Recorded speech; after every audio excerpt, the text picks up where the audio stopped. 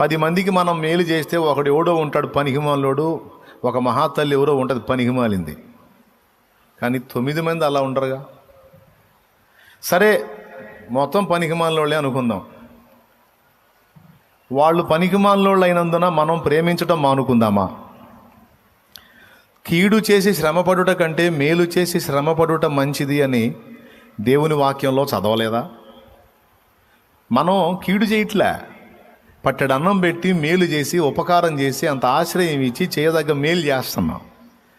అయినా వాడు విషం కక్కాడంటే దోషం వాడిది కానీ మంద కాదు కదా.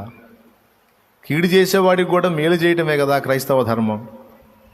కాబట్టి శ్రమలకు భయపడి, కష్టాలకు భయపడి, వీళ్ళ విమర్శలకు భయపడి ప్రేమించటం మానేస్తే దేవుడు ఉండడు అక్కడ.